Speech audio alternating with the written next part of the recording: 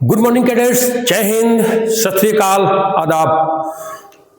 Cadets, आज मैं personality development का पार्ट नंबर 3 लेकर के आपके सामने आया हूं। ये पर्सनालिटी डेवलप का पार्ट 3 है। दोस्तों, मैंने पार्ट 1 में 25 क्वेश्चन एक शानदार बताया पर्सनालिटी डेवलपमेंट में, जिसमें टाइम मैनेजमेंट और सारी चीजों की बात हमने की। फिर पार्ट 2 हमने आपको पढ़ाया, जिस पार्ट 2 में भी बहुत सारी चीजों को हमने आपको बताया। तो 25-50 क्वेश्चंस मैंने आपको दे दिया। आज मैं 25 क्वेश्चन पार्ट 3 में बात करूंगा। वो 25 क्वेश्चन मिल करके हो जाएगा 75 क्वेश्चन। फिर उसके बाद एक 25 क्वेश्चन फिर लेकर के आऊंगा, जब उसके बाद मैं एक समरी बना करके आपके सामने जो छूटा रहेगा उसको प्रस्तुत करूंगा। सो कैडेट्स, ऑनलाइन रहिए, शुरू से अंत तक वीडियोस देखिए, आपके काम की चीजें हैं ये। केवल मात्र एनसीसी एग्जाम ही नहीं, वरन हमारे और आपके दैनिक जीवन में भी बड़ी उपयोगिता इसकी है। क्यों? क्योंकि पर्सनालिटी डेवलप अगर हो जाएगा तो व्यक्ति कभी बेरोजगार नहीं रह सकता, व्यक्ति कभी दिक्कतों में नहीं आ सकता। तो सो कैडेट्स, पर्सनालिटी डेवलप करने की जरूरत बहुत ज्यादा हमको और आपको है। तो सो कैडेट्स, आइए हम लोग पर्सनालिटी डेवलपमेंट की बात करते हैं पार्ट 3 में।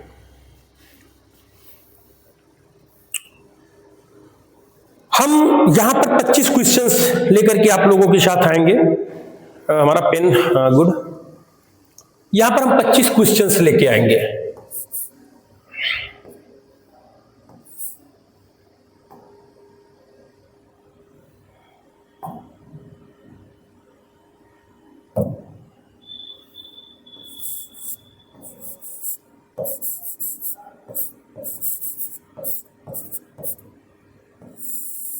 ये हमारी हेडिंग हुई 25 एमसीक्यूज पे हम यहां पर बात करेंगे। तो सो कैडेट्स, आइए हम बात करते हैं एमसीक्यू के बारे में।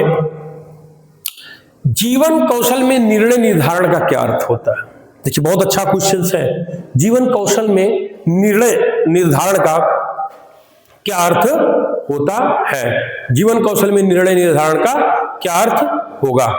तो इसका क्वेश्चन है, किसी और पर निर्णय छोड़ना, जल्दबाजी में निर्णय लेना, सोच समझकर सही विकल्प चुनना और निर्णय लेने से बचना। जीवन कौशल में निर्णय निर्धारण, यहां निर्णय निर्धारण की बात है। तो किसी और पर निर्णय छोड़ देना, जल्दबाजी में निर्णय लेना, सोच समझकर सही विकल्प चुनना, निर्णय लेने से बचना। तो आप लोग बताइए कौन सा क्वेश्चन लगाएगा? इसका उत्तर होगा सी, सोच समझकर सही विकल्प चुनना। मेरे कैडेट्स, हर व्यक्ति को सोच समझ करके विकल्पों को सही तरीके से चुनना चाहिए और विकल्प पर आगे बढ़ना चाहिए, क्योंकि आपके द्वारा चुने गए विकल्प आपके जो है रास्ते का मार्गदर्शन होगा। गलत विकल्प चुन लेंगे तो आप गलत चले जाएंगे, सही विकल्प चुनेंगे तो आप सही रास्ते पर चले जाएंगे। अगला क्वेश्चन है, सहानुभूति इंपैथी का क्या अर्थ है? देखिए, इंपैथी सिंपैथी दो है, अनुभूति तदनुभूति। हम बात यहां इंपैथी के करके आपको हम सिंपैथी के भी बारे में यहां पर हम बताएंगे। इंपैथी और सिंपैथी क्या चीज होता है? किसी की आलोचना करना, दूसरों के अनुभव और भावनाओं को समझना, केवल अपनी भावनाओं पर ध्यान देना, दूसरों की मदद से बचना। इसमें ऑप्शन नंबर 2 होगा, दूसरों के अनुभव और भावनाओं को समझना। देखिए, इंपैथी सहानुभूति, देखिए बहुत बड़ा शब्द यहां पर है। हम बात करेंगे कि इंपैथी पे कि, तो यहां पर आपको समझाते हैं, ध्यान दीजिएगा। यहां पर ध्यान दीजिए, बहुत बढ़िया से आपको मैं समझा दूंगा। जीवन में आपको कभी दिक्कत ही नहीं आएगी इंपैथी और सिंपैथी को समझने के लिए। ठीक है,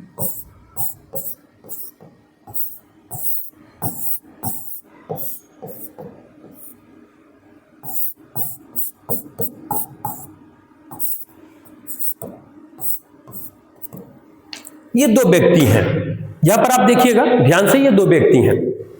अब इंपैथी का मतलब है कि ये व्यक्ति अगर एक्सीडेंट हो गया है तो उसके पास ये गया, उसके अनुभवों और भावनाओं को समझा, ठीक है, सहानुभूत कर दिया। क्या कर दिया? सहानुभूत। अरे यार, बहुत गलत हो गया तुम्हारा, जो है ऐसा एक्सीडेंट नहीं होना चाहिए, ये बात आ गई। सिंपैथी हो गया, लेकिन ये इंपैथी हो गया, सहानुभूत। और इंपैथी माने, सिंपैथी माने तदनुभूति।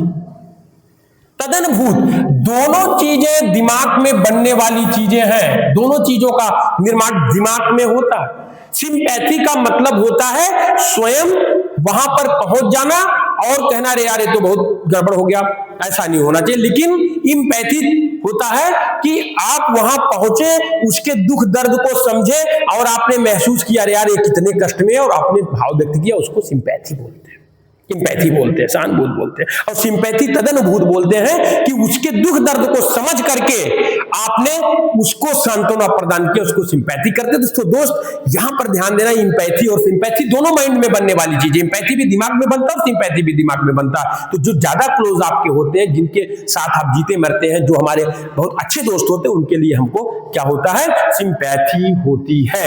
और इंपैथी हमको जो है आम लोगों के साथ होती है। चलिए हम लोग आगे अब खुद बढ़ते हैं।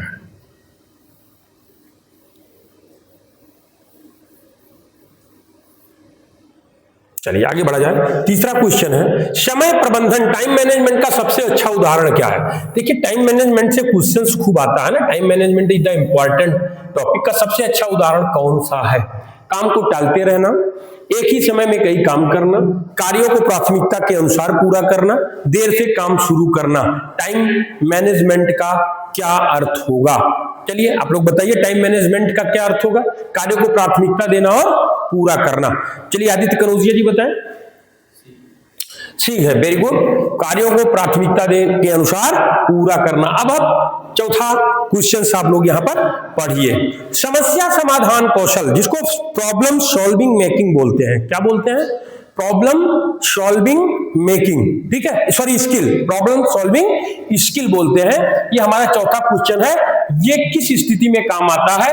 केवल स्कूल में काम आता है, जब हम स्कूल में हो, जब कोई और मदद करे तब काम आता है, जब व्यक्ति स्वयं समाधान खोजता है, जब कोई समस्या ही ना हो तब काम आता है। कब काम आता है इसको आप बताएंगे। तो केवल स्कूल में जब कोई और मदद करे, जब व्यक्ति स्वयं समाधान खोजता है, जब कोई समस्या ही ना हो। तो क्या होगा? ऑप्शन नंबर कौन सा होगा? चौथे का तीसरा होगा। चौथे का क्या होगा? चौथे का सी होगा, जब व्यक्ति स्वयं समाधान खोजता है तब ये होगा। अगला क्वेश्चन है जीवन कौशल शिक्षा का उद्देश्य क्या है? जीवन कौशल शिक्षा का उद्देश्य क्या है? लाइफ स्किल एजुकेशन का उद्देश्य क्या है? केवल ज्ञान देना, परीक्षा में अच्छे अंक ले आना, या व्यक्तित्व और सामाजिक दक्षता का विकास करना, या किताबों को पढ़वाना? इसमें ऑप्शन कौन सा होगा? ए, बी, सी अथवा डी? कौन सा होगा? केवल ज्ञान देना, परीक्षा में अच्छे, व्यक्तित्व और सामाजिक दक्षता का विकास करना। कैडेट्स ऑप्शन नंबर डी, व्यक्तित्व और सामाजिक दक्षता का विकास करना वेरी इंपॉर्टेंट है। ये आपको यहां पर मैं बता दिया। नेक्स्ट क्वेश्चन है जीवन कौशल लाइफ स्किल का मुख्य उद्देश्य क्या है? लाइफ स्किल का मुख्य उद्देश्य क्या है? नंबर एक, केवल पढ़ाई में अच्छा बनाना, केवल नौकरी पाना, जीवन की चुनौतियों का प्रभावी ढंग से सामना करना, खेलों में भाग लेना।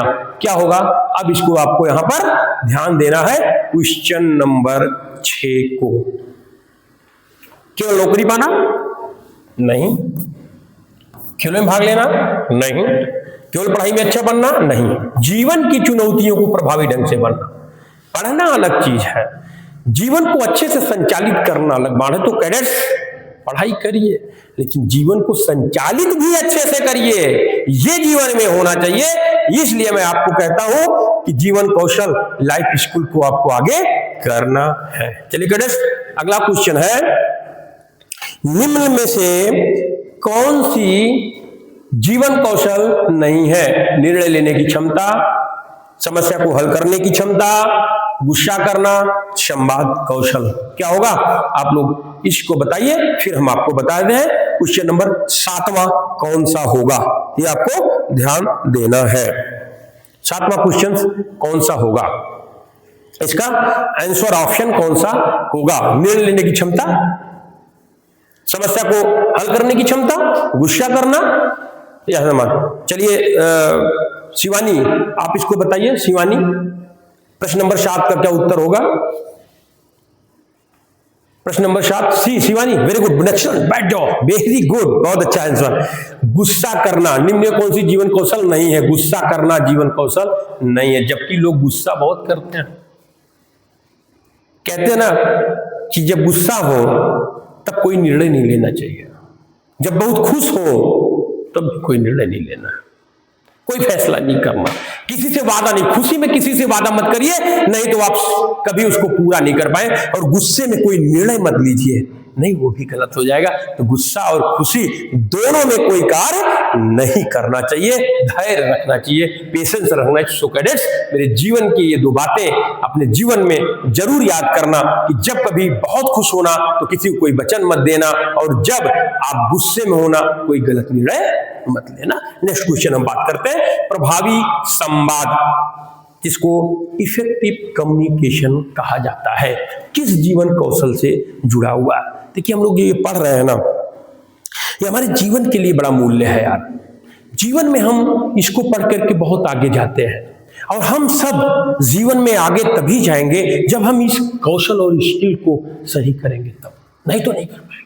तो सो कैडेट्स, प्रभावी संवाद इफेक्टिव कम्युनिकेशन किस कौशल में आता है? नंबर ए तकनीकी ज्ञान, नंबर बी आर्थिक कौशल, नंबर सी पारस्परिक कौशल, और नंबर डी खेल कौशल। आप इसको हमको बताएंगे ये किस में आता है। चलिए, अद्रिका बताएंगी। सी, वेरी गुड, वाह अद्रिका, वेरी गुड, नाइस, बैठ जाओ, बहुत सुंदर आपने किया। पारस्परिक कौशल, इंटरपर्सनल स्किल, पारस्परिक इंटरपर्सनल स्किल, पारस्परिक कौशल इसको बोला जाता है। तो सो कैडेट्स, आप लोग इसको जो है ध्यान से देखने की जरूरत है। पार्ट 3 है, इसके क्वेश्चंस बहुत इंपॉर्टेंट है। पार्ट 4 भी में आपको और बाकी जो क्वेश्चंस बचेंगे उससे आपको मैं जोड़ दूंगा। क्वेश्चन नंबर 9 की बात हम यहां पर करते हैं। आत्मचेतना, सेल्फ अवेयरनेस की बात हम यहां पर करेंगे। आत्मचेतना, सेल्फ अवेयरनेस का क्या लाभ होता है? दूसरों को दोष देने की आदत, व्यक्ति अपनी शक्तियों और कमजोरी को समझता है, पढ़ाई में रुचि खत्म हो जाती है, व्यक्ति चुपचाप रहता है। क्वेश्चन नंबर 9 का क्या आंसर होगा? क्वेश्चन नंबर 9, आत्मचेतना से व्यक्ति अपनी शक्तियों और कमजोरियों को समझता है कि हमारे अंदर शक्ति क्या है और हमारी कमजोरी। हर व्यक्ति की अपनी एक कमजोरी होती है, उस कमजोरी को अगर हम आप समझ लें तो लाइफ में हमको कोई असफल नहीं कर सकता। कैडेट्स, अपने बारे में जानना चाहिए, अपने बारे में थोड़ी देर सोचना चाहिए, अपने घर में रात में बैठ करके आंखें बंद करके सोचना चाहिए कि हम हैं कौन, हम इस पृथ्वी पर आए क्यों हैं, हमारा क्या महत्व है, हमारा इस देश के लिए रोल क्या है, हमारे परिवार में हमारा क्या अहम भूमिका है, हमको किस दिशा में जाना है, हमारी दशा क्या है। कैडेट्स, ये सारी चीजें यदि आप समझ गए ना, कोई माई का लाल आपको सफल होने से नहीं रोक सकता। मैं ये बता रहा हूं, आप सफल होकर के ही रहेंगे अगर इन चीजों में आत्ममंथन आप करते रहेंगे। तो आत्मचेतना सफल अवेयरनेस, व्यक्ति अपनी शक्तियों और कमजोरियों दोनों के बारे में क्या करेगा? समझता है, उसको सेल्फ अवेयरनेस कहते हैं। आइए हम लोग बात करेंगे क्वेश्चन नंबर 10, तनाव प्रबंधन क्या है? तनाव प्रबंधन को स्ट्रेस मैनेजमेंट बोलते हैं। पहले तनाव क्या हम लोग बात कर ले। हमने आपको क्लास में भी पढ़ा रखा है, जब मैं स्ट्रेस का क्लास लेता हूं, लिया था पर्सनालिटी डेवलपमेंट को ऑफलाइन, तो उसमें मैंने बताया तनाव क्या है।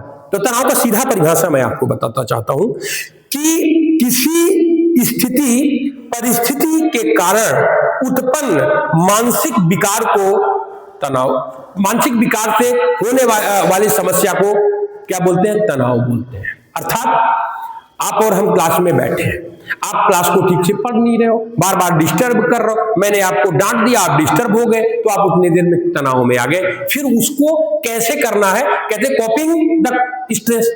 स्ट्रेस पे कैसे नियंत्रण पाना है? रोना है, हंस लेना है। हंसी तो आती नहीं जब डिस्टर्ब आदमी, तो रो लीजिए, रोने के बाद शांत हो जाएंगे। या दोस्तों से बात करने लगिए, कोई अपने रील्स पिक्चर मनपसंद चीजें देखने लगी, किताब पढ़ने लगी, गेम खेलने लगी, तो आपका धीरे धीरे तनाव कम हो जाएगा। थोड़ी देर बाद आप क्या हो जाएंगे, रिलैक्स हो जाएंगे, उसके बाद आप करेंगे। तो यहां पर तनाव प्रबंधन, स्ट्रेस मैनेजमेंट का मुख्य उद्देश्य क्या है? तनाव को बढ़ाना? नो नो नो, तनाव को बढ़ाना नहीं। तनाव से भागना? नो नो नो, तनाव से भागना भी नहीं। तनाव तो आएगा, वो तो आना है। सी है तनाव को सकारात्मक तरीके से नियंत्रण करना, तनाव में गुस्सा करना। No no, A no, B no, D no. C तनाव को सकारात्मक तरीके से लेना। जैसे मैंने यदि आपको डांटा तो आप ये सोचिए कि आप डांटे क्यों गए। आपको ये मालूम होना चाहिए, हाँ मैंने गलती किया तब सर ने हमको डांटा। तो अगर ये आप सोच लेंगे, तुरंत आप नॉर्मल हो जाएंगे कि हाँ मैंने गलती की, दोबारा गलती नहीं करना। तो सकारात्मक दृष्टि से इसको सोचना है। कोई इस तरीके का काम आपको नहीं कर देना है जिससे आपको कोई प्रॉब्लम यहां पर महसूस हो सके। तो तनाव को सकारात्मक तरीके से नियंत्रित करना, यही क्वेश्चन नंबर 10 का सी वाला ऑप्शन सही हुआ। नंबर 11, मानसिकता, माइंडसेट क्या है? बताइए आप लोग, माइंडसेट क्या है? What is mindset? मैंने पढ़ा रखा है माइंडसेट के बारे में कि माइंडसेट क्या है। मानसिकता जिसको बोलते हैं, मेंटलिटी क्या है? शरीर की स्थिति? नो। केवल भावनाएं? नो। शिक्षा का स्तर? नो। तीनों नहीं। कौन सा सही होगा? व्यक्ति का दृष्टिकोण और सोचने का तरीका, आदमी का दृष्टिकोण क्या है और वो सोच क्या रहा है, ये होगा। कैडेट्स थोड़ा सा सकारात्मक आप रखिए अपने विचारों को। मैं कहता हूं सारे उत्तर आप देते चले। ये सब साइको के क्वेश्चंस हैं। नागपुर में एक बहुत बड़ा साइको का कॉलेज है और उसमें पर्सनालिटी डेवलपमेंट पे क्लास पढ़ाई जाती है। और पर्सनालिटी डेवलप हो जाए यार ना, मैं बताता हूं, फिर सक्सेस ही सक्सेस आपको मिल जाएगा। तो एमसीसी सी एग्जाम या बी एग्जाम के अलावा भी सोचिए, तो ये आपके लाइफ में बड़ा काम देने वाली चीज है। तो मानसिकता, माइंडसेट क्या है? अगर हम माइंडसेट की बात करें हम, तो यहां पर होगा शरीर की स्थिति? नो। केवल भावनाएं? नो। और आप शिक्षा का स्तर? नो। केवल आपका व्यक्ति का क्या है? व्यक्ति का दृष्टिकोण और सोचने का तरीका, ऑप्शन नंबर बी सही होगा। चलिए आगे चलते हैं। ग्रोथ माइंडसेट क्या है? ग्रोथ माइंडसेट किसे कहते हैं? ग्रोथ मतलब सोचना, मानी बढ़ता हुआ। माइंडसेट क्या होता है? इसको क्या बोलते हैं? प्रतिभा जन्मजात होती है? मेहनत और सीखने की क्षमता विकसित होती है? असफलता अंत है? कोई बदलाव संभव नहीं है? क्या होगा? चलिए बताइए, कौन बताएगा? क्वेश्चन नंबर 12 का ऑप्शन क्या होगा? प्रतिभा जन्मजात होती है? रॉन्ग। प्रतिभा जन्मजात नहीं होती है, प्रतिभा पैदा किया जाता है। कोई आदमी जन्म से कुछ नहीं होता, कर्म से होता है। कर्म से, ये चीज ध्यान दीजिएगा। असफलतांत है गुलाम, कोई बदलाव संभव नहीं है? बिल्कुल संभव है, सारे बदलाव संभव है। कोई भी आदमी कहीं बदलाव कर सकता। मेहनत और सीखने से क्षमता विकसित होती है। अगर आप कोई स्किल सीखेंगे, मेहनत करेंगे, तो आपके अंदर क्षमता बढ़ेगी। सीधी सी बात, आप परेड करिए, बहुत अच्छा डील करेंगे। आप रोज एक्सरसाइज करिए, बहुत अच्छा धावक बनेंगे। तो आपको रोज मेहनत करने की जरूरत है। तो आपका यहां पे सही होगा कौन सा? बी। ऑप्शन नंबर कौन सा सही होगा? बी सही होगा। ठीक है, आपका ऑप्शन नंबर बी सही होगा। चलिए, फिक्स माइंडसेट 13 नंबर क्या? बड़े सुंदर है, देखिए, ग्रोथ माइंडसेट, माइंडसेट। अब यहां फिक्स माइंडसेट यानी मतलब फिक्स हो गया, रुका हुआ आपका दिमाग है, मतलब फिक्स हो गया है, अब वो आगे पीछे नहीं हो सकता। मींस माने और कुछ आप अतिरिक्त नहीं सोचिए, एक लकीर पर चल रहे हैं, एक लकीर पर चल रहे हैं। फिक्स माइंडसेट वाला व्यक्ति क्या सोचता है? मैं सीख सकता हूं। असफलता से सीखता है? नो। गलती करने से डरता है, नई चुनौतियों को अपनाता। कभी फिक्स माइंडसेट वाला नई चुनौती को नहीं अपना सकता, क्योंकि नई चुनौती में है तो वो डरेगा। उसके अंदर नवाचार आ जाए तब तो फिक्स माइंड कहां रह जाए? फ्लेक्सिबिलिटी, समय के अनुसार वो अपना चेंज कर लेगा, नहीं चेंज करता। वो एक धरने पर चल रहा होता है और धरने पर चलता जाता है। तो इसमें होगा गलती करने से डरता है, वो कभी गलती नहीं करना चाहता। जैसे चल रहा वैसे चल रहा, उसका माइंड क्या हो गया? फिक्स हो गया। तो यहाँ पर कैडेट्स, यहाँ पर ये ध्यान देने की जरूरत है। इसका ऑप्शन नंबर क्या सही होगा? बी सही होगा, गलती करने से डरता है। 14 नंबर पे आइए, सकारात्मक मानसिकता, पॉजिटिव माइंडसेट का प्रभाव क्या होता है? सकारात्मक मानसिकता, पॉजिटिव माइंडसेट का प्रभाव क्या होता है? आत्मविश्वास कम होता है, तनाव बढ़ता है, बताइए, आत्मविश्वास बढ़ता है, तनाव बढ़ता है, समस्या समाधान की क्षमता बढ़ती है, निराशा बढ़ती है। सकारात्मक मानसिकता से बताइए ये क्या होता है। चलिए आदित्य कनौजिया जी ये क्वेश्चंस के बारे में आप हमको बताएंगे। Aditya Kanaujia please stand up और tell me. C, very good, समस्या समाधान की क्षमता बढ़ती है। तो so cadets option number C सही होगा। 15 है, मानसिकता को बदलने का सबसे अच्छा तरीका क्या होता है? मानसिकता को बदलने का सबसे अच्छा तरीका क्या होता है? पुरानी सोच पर अड़िग रहे, नकारात्मक बातों को दोहराएं, नो, चुनौतियों से भागे, अरे ऐसे कैसे चुनौती से भागेंगे, चुनौती तो रोज आती है यार, हर वक्त चुनौती है। चुनौती तो को अपना साथी बना लीजिए और टास्क में मुस्कुराते हुए चुनौती का सामना करिए, निश्चित रूप से जीवन में सफल होंगे। पुरानी सोच पर अड़िग रहना, सीखने और सुधार की इच्छा रखना, तभी माइंडसेट चेंज होगा। सीखते रहना, सुधार करते रहना, सीखते रहना, सुधार करते रहना। तो ऑप्शन नंबर सी सही होगा। क्या सही होगा? सी सही होगा। चलिए मैं अपने गर्ल्स विंग से पूछना चाहता हूं, एसडब्ल्यू जो यहां पर बैठी हुई हैं, सुंदरी मौर्य, आप बताइए कि अभिप्रेरणा, मोटिवेशन का मुख्य उद्देश्य क्या है? क्वेश्चन नंबर 16 का बताइए। आप लोग भी अगर दे पाइए जवाब चैट में दीजिए, हम खटाखट देखते रहेंगे, आपको बताएंगे कि 16 नंबर में अभिप्रेरणा, मोटिवेशन का मुख्य उद्देश्य क्या है? शरीर को आराम देना, केवल सोचने पर मजबूर होना, लक्ष्य प्राप्ति के लिए व्यक्ति को प्रेरित करना, परीक्षा के अच्छे अंक लाना। क्या होगा इसमें? चलिए सुंदरी, वेरी गुड, बी सही होगा। वाह, नाइस, सिट डाउन, बी सही होगा। ठीक है, कि लक्ष्य की प्राप्ति के लिए अंतिम समय तक प्रेरित करते रहना, हमेशा लक्ष्य की प्राप्ति करते रहना। वेरी गुड, ये आंसर सही होगा। बहुत सही आप लोग पढ़ रहे हैं। सारे कैडेट्स को मैं बहुत थैंक्स बोलूंगा, बड़ा सुंदर जवाब आप लोग दे रहे हो, ऑनलाइन में बड़े सुंदर तरीके से आप लोग पढ़ रहे हो। तो सो कैडेट्स इसको देखते रहिए, जवाब देते रहिए, मैं आपके सारे कमेंट्स को जवाब देता रहूंगा। और जहां लगे चलिए क्वेश्चंस जोड़िए, आप उसको हमको बताइए, हम जोड़ेंगे। भाई एनसीसी की तरफ चलते हैं। किसी एनसीसी कैडेट को अनुशासन में रहने के लिए क्या प्रेरित कर सकता है? किसी भी एनसीसी कैडेट को डिसिप्लिन में रहने के लिए क्या प्रेरित कर सकता है? बताइए। पुरस्कार का लालच दे कि भाई चलो तुमको इतना पैसा दे देंगे, ये दे देंगे, उसकी लालच कर दे। दूसरों को डर अर्थात उसको डराते रहे। अगला है आंतरिक प्रेरणा और देशभक्ति, आंतरिक प्रेरणा करें और देशभक्ति दें। और अगला है छुट्टी की उम्मीद कि चलो हम छुट्टी दे देंगे, तुमको परेड नहीं करने देंगे, परेड में नहीं आओगे तो हम प्रेजेंट कर देंगे। ये नो दोस्तों, ऐसा कुछ नहीं है। पुरस्कार का लालच नो, दूसरों का डर नो, छुट्टी की उम्मीद नो। क्या है सही? सी ऑप्शन सही, आंतरिक प्रेरणा और देशभक्ति।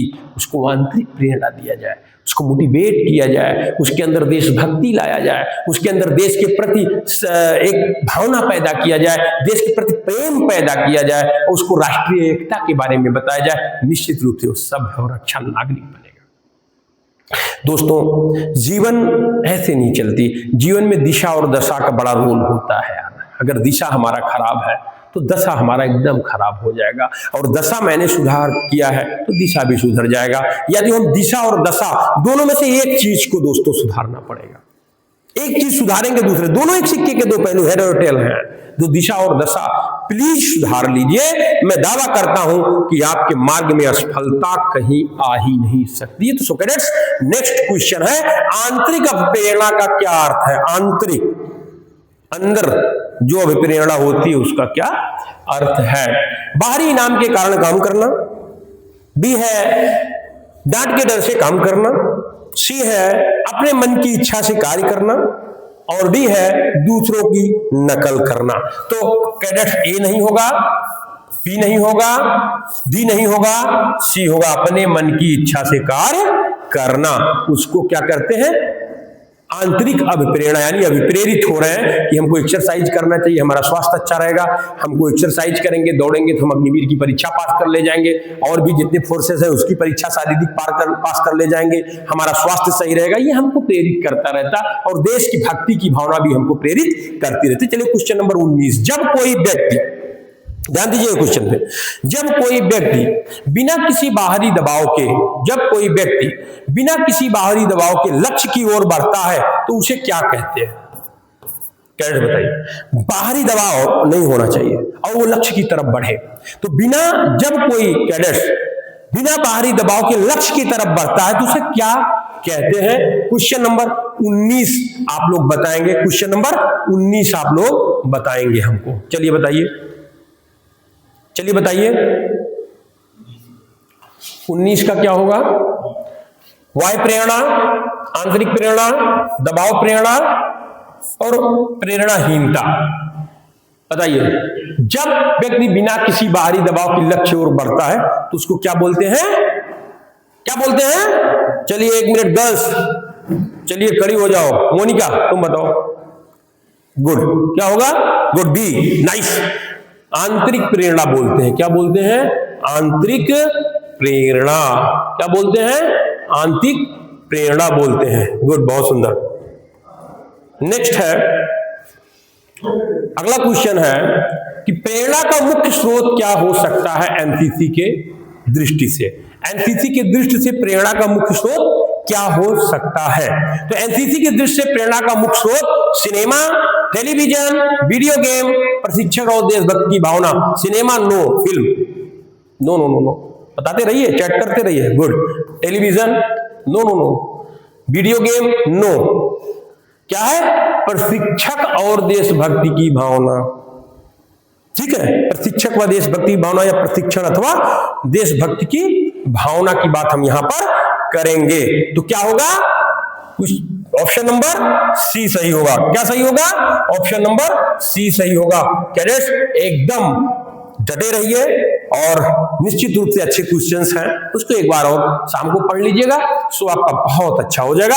अपने दोस्तों को लिंक शेयर कर दीजिएगा और वो लिंक और उनसे भी निवेदन करिएगा, बहुत अच्छा क्वेश्चन है, और लाइक और सब्सक्राइब करिएगा। सब्सक्राइब करके आगे आप बढ़िएगा और सारे वीडियोस को देखते रहिएगा। सो कैडेट्स आइए हम 21 नंबर क्वेश्चन पर आपको लेकर के चलते हैं।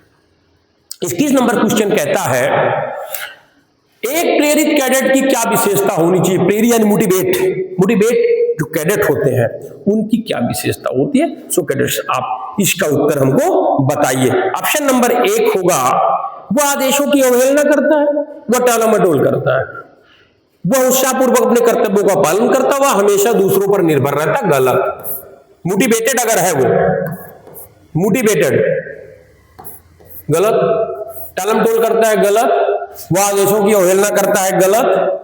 उत्साह पूर्वक अपने कर्तव्यों का पालन करता है, ऑप्शन नंबर सी सही होगा। ऑप्शन नंबर सी सही होगा। वह उत्साह पूरा मोटिवेट रहता है, मोरल उसका हाई रहता है और अपने कर्तव्य जो उसको काम करने उसको कैडेट से पूरा करता है। और आप लोग अच्छी तरीके से इस चीज को जान रहे हैं, 3 साल से आप इस चीजों को अच्छी तरीके से जान रहे हैं। सो कैडेट ऑप्शन नंबर 3 सही होगा, वह उत्साह पूर्वक कर्तव्यों का पालन करता है। 22वां नंबर बात हम करेंगे यहां पर कि प्रेरणा किस पर निर्भर करती है, इसको आप बताइए, तब हम आपको बताएंगे प्रेरणा किस पर निर्भर करती है। प्रेरणा किस पर निर्भर करती है?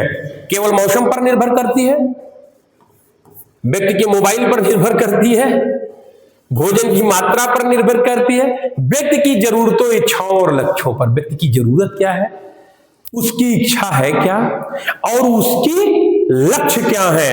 तो ऑप्शन नंबर सी सही होगा। कौन सा सही होगा? ऑप्शन नंबर सी सही होगा। ये आपको यहां पर ध्यान देने की जरूरत है। ठीक है,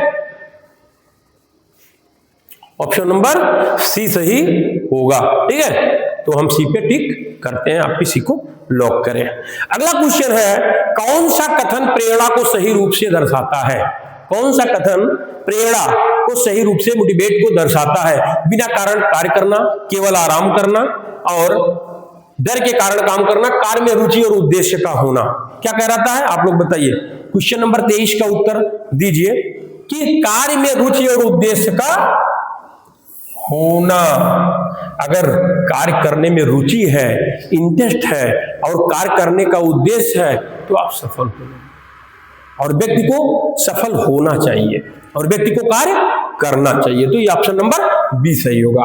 एक एनसीसी कैडेट को लंबी दौड़ पूरी करने के लिए कौन सी प्रेरणा सबसे अधिक प्रभावशाली होती है? ये बहुत अच्छा क्वेश्चन है, आपके जनरल सब्जेक्ट से है कि एक एनसीसी कैडेट को लंबी दौड़ पूरी करने के लिए कौन सी प्रेरणा सबसे अधिक प्रभावशाली हो सकती? दोस्तों का मजाक बनाना, देश सेवा का जज्बा, पुरस्कार जीतने की लालसा, जल्दी छुड़ने मिले, देश सेवा की जज्बा। ठीक है, देश सेवा की जज्बा क्या होगा? देश सेवा की जज्बा। तो ऑप्शन नंबर कौन सा सही होगा इसमें? चलिए आप लोग बताइए, ऑप्शन नंबर कौन सा सही होगा? दोस्तों का मजाक बनाना, पुरस्कार जीतने की लालसा, जल्दी छुट्टी मिलने की आशा? नो, सही क्या होगा? देश सेवा का जज्बा। देश सेवा का जज्बा, ये ऑप्शन आपका सही होगा। ठीक है, तो कैडेट्स आप अगला क्वेश्चन देखेंगे, क्वेश्चन नंबर 25। मोटिवेशनल साइकिल के अनुसार प्रेरणा की शुरुआत होती है। वेरी गुड, आप देखिए, मोटिवेशनल साइकिल के अनुसार प्रेरणा की शुरुआत होती है पुरस्कार से, आवश्यकता नीड से, आराम से या आदेश से। ये आप जान लीजिए। बताइए, मोटिवेशनल साइकिल, मोटिवेशनल एक साइकिल है, एक साइकिल चल रहा है मोटिवेशनल। ठीक है, उसकी बात हम करेंगे कि अनुसार प्रेरणा की शुरुआत नीड से, आवश्यकता हमारी क्या है, उस आवश्यकता के अनुसार वो चीजें जो है होंगी। तो क्वेश्चन नंबर अंतिम का ऑप्शन नंबर बी सही होगा। तो कैडेट्स 25 क्वेश्चंस यहां पर हमारे पूरे हो गए। ठीक है, क्वेश्चंस पूरे हो गए। इससे संबंधित जो भी कमेंट्स होगा आप जरूर देखिएगा। एक बार वीडियो को आप यहां ऑनलाइन पढ़ लिए, अगली बार आप उसको शाम को एक बार जरूर पढ़िएगा। दोस्तों आपको याद हो जाएगा, दोबारा पढ़ने की जरूरत नहीं है। कल मैं फिर एक 25 का क्वेश्चन लेके आऊंगा। पार्ट 1 में मैंने 25 क्वेश्चन, पार्ट 2 में मैंने 25 क्वेश्चन, पार्ट 3 में मैंने 25 क्वेश्चन और पार्ट 4 में भी मैं 25 क्वेश्चन लेकर के आ रहा हूं। 100 में से 30 क्वेश्चन आपके कंप्लीट हो जाएंगे। सो कैडेट्स, आप सुरक्षित रहिए, घर रहिए और पढ़ाई करते रहिए, यही शुभकामना मैं आप सारे लोगों को देता हूं। आप क्लास को समय से करते रहिए। हम आपका मैराथन क्लास 26, 27, 28, 29 को 2-2 घंटे लेंगे, जिसमें total questions, total part number 1 से लेकर पार्ट नंबर अंतिम तक सारा हम एक फोकस करते हुए पार करेंगे। बस आप धैर्य के साथ मेरे साथ रहिए। जय हिंद, जय भारत।